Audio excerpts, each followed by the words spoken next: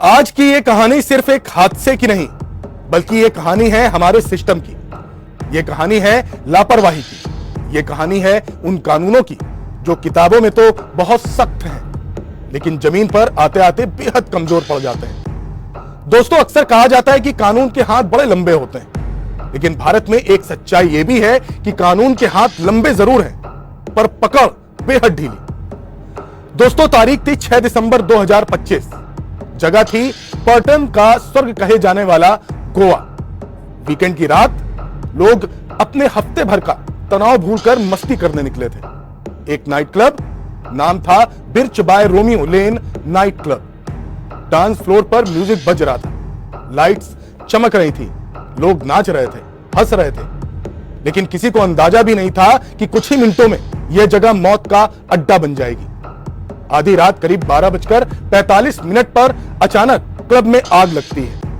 पहले धुआं, फिर आग की लपटें और उसके बाद भगदड़। कुल 25 लोगों की मौत हो जाती है।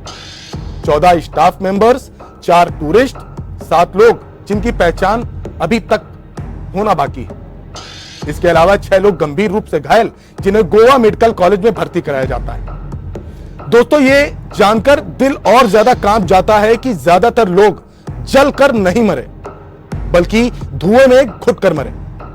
क्यों?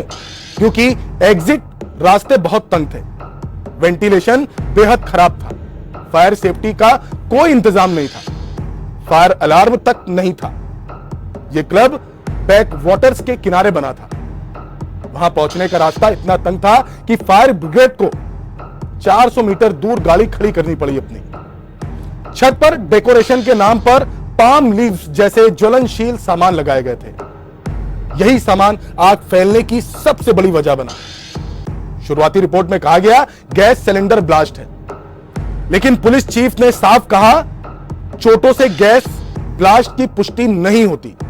जांच में सामने आया इलेक्ट्रिक फायर गन या शॉर्ट सर्किट, जो छत के ज्वलनशील सामान से मिलकर भयानक आग में बदल गया था। आग ऊपर से सीधे बेसमेंट तक फैल गई, जहां स्टाफ फंसा रहा। एक सर्वाइवर ने बताया कि स्टाफ और डांसर्स को पहले बचाया गया, कस्टमर्स को अनदेखा कर दिया गया। यानी अराजकता और कोई सिस्टम नहीं। दोस्तों, जांच में सामने आया कि क्लब के पास वैध फायर एनओसी नहीं थी। सालों से अवैध निर्माण चल रहा था, फायर नॉर्म्स की खुली अवहेलना हो रही थी। जांच में दोषी पाए गए लूथरा ब्रदर्स। क्लब के को honours, general manager, chief manager, अन्य स्टाफ। लैंड ओनर प्रदीप आमोंकर ने बताया कि मैंने 20 साल से अवैध निर्माण और एक्सपायर्ड लाइसेंस की शिकायत की थी, लेकिन साहब कोई सुनवाई नहीं हुई। आग के कुछ घंटे बाद ही लूथरा ब्रदर्स थाईलैंड भाग गए। गोवा पुलिस ने लुकआउट सर्कुलर जारी किया, इंटरनेशनल अलर्ट भेजा।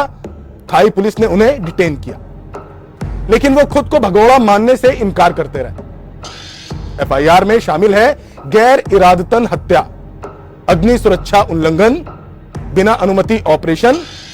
लेकिन सवाल यही है दोस्तों, क्या ये धाराएं काफी हैं? क्योंकि इतिहास खुद को दोहरा रहा है बार बार। उपहार सिनेमा कांड 1997, 59 मौतें, जिनमें 23 बच्चे और महिलाएं। दोषी अंसल बंधु, अफसर फायर डिपार्टमेंट, लेकिन नतीजा जेल माफ, सिर्फ जुर्माना। 25 साल की लड़ाई और पीड़ितों को मिला अधूरा इंसाफ। राजकोट गेम जोन हादसा 2024, 33 मौतें, ज्यादातर महिलाएं और बच्चे। यहां भी अवैध निर्माण, फायर सेफ्टी की अनदेखी, अफसरों की मिलीभगत। आज भी केस अदालत में पेंडिंग है। दोस्तों, तीनों घटनाओं में एक बात कॉमन है, लापरवाही, करप्शन, अदालती देरी, ताकतवर आरोपी। सवाल है कि क्यों फेल हो रहा है system? Enforcement gap, fire department में 50% वैकेंसी, अदालती देरी, सालों तक केस चलते रहते हैं, बेल सिस्टम का दुरुपयोग, आरोपी आसानी से छूट जाते हैं, अफसरों की मिलीभगत, नोटिस के बावजूद एक्शन नहीं। दोस्तों, क्या 25 मौतें भी काफी नहीं है कानून सख्त करने के लिए? क्या आजीवन कारावास नहीं होना चाहिए इनको? अफसरों को भी उतनी ही सजा मिलनी चाहिए। जब तक कानून डर पैदा नहीं करेगा, तब तक लापरवाही ऐसे ही जिंदगियां लेती रहेगी। सवाल यह भी है कि निष्कर्ष क्या है? भारत में कानून कागजों पर मजबूत है, लेकिन जमीन पर बेहद कमजोर, बेहद।